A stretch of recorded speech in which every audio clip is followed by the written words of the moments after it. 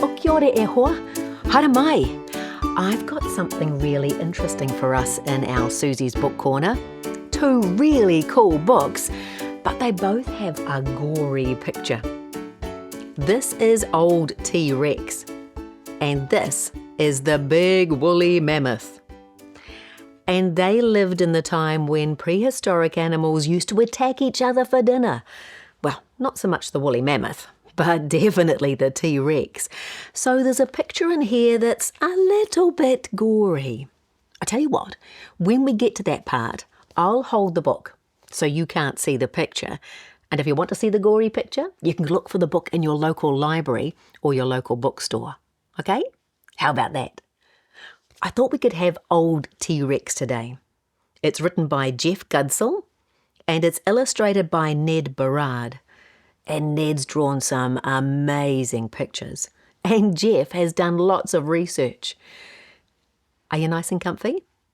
Ready for a story? Well, let's begin.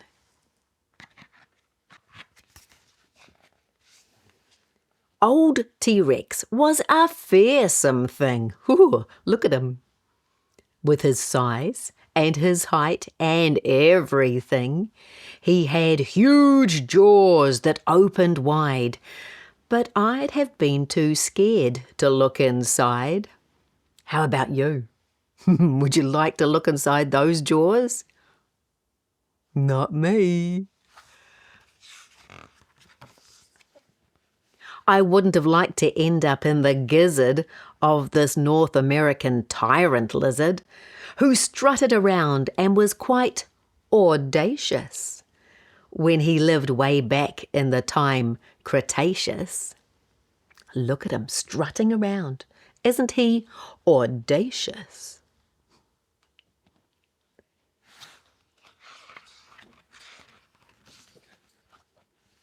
You might think there was nothing cooler than a dinosaur with teeth as long as a ruler. No wonder the name Rex for this thing is the Latin word that means a king.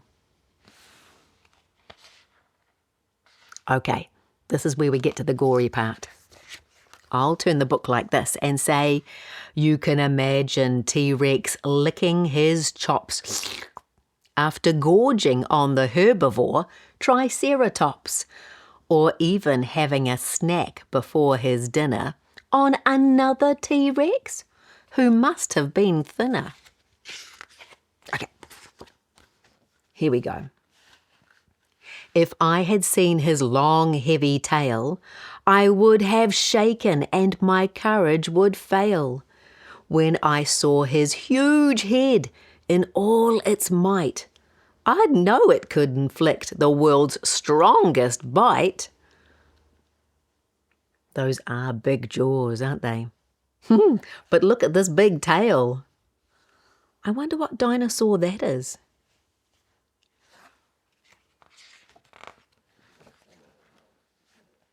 Because this bite was so vicious and strong, one quick snap and I'd be gone.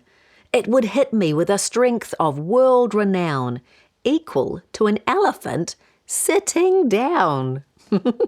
Imagine being sat on by an elephant. Squash.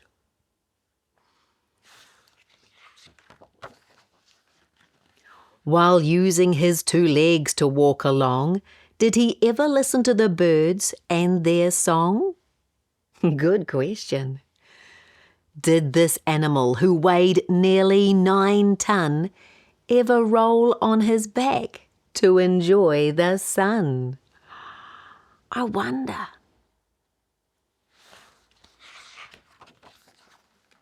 When dreaming, did he wake with a terrible jolt, with nightmares that might bring his life to a halt? Seeing a giant meteor speeding on course to crash land in Mexico with incredible force. Wow. I'd like to have watched the hatching of their eggs and seen the cute chicks running about on small legs. They are cute chicks, aren't they?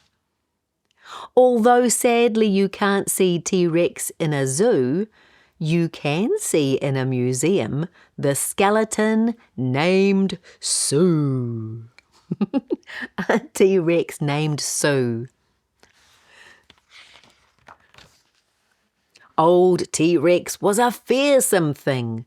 With his size and height and everything, he had huge jaws that opened wide, but I'd have been too scared to look inside.